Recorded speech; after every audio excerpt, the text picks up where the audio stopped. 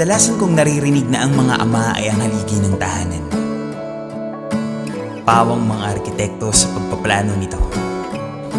Tinatansya ang tibay ng isang gusali.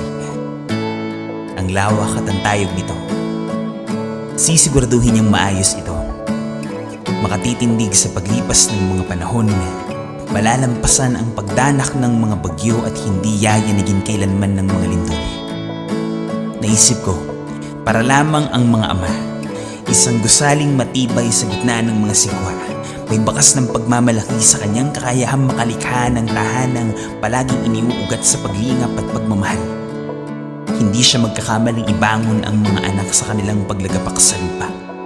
Di bali na magkakalyo ang kanyang mga kamay, mapatid ang paa sa lansangan, may hatid lamang sa hapag ng kanyang mga minamahal ang pagkain sa bawat araw.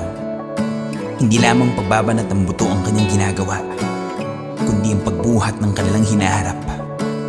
Ngunit sa likod ng kanyang katapangan ay ang ilang gabing pagsasaalang-alang ng kinabukasan ng kanyang mga mahal, ang ilang daang pagkakataong pagkabuwal ng kanyang loob kapag may karamdaman ang mga anak. Naniniklohod ng isang himala sa may lalang, umaasang may papataw ang panibagong buhay. Subalit mananatili siyang malakas, ang kanyang mga kamay ay magiging kalasag sa takot at pangamba, magiging silang mga tanda ng walang maliw na pag-akap sa kanilang kabuuan.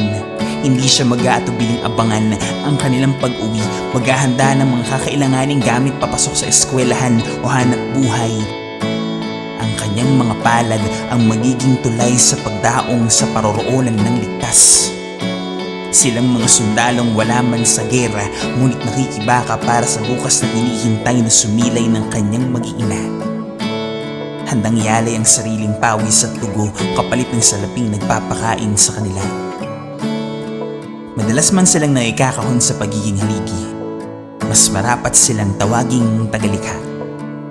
Tagalikha ng tahanan ng pag-ibig. Magiging ganap. Ikaw at ako sa habang panahon ay hinuhulma.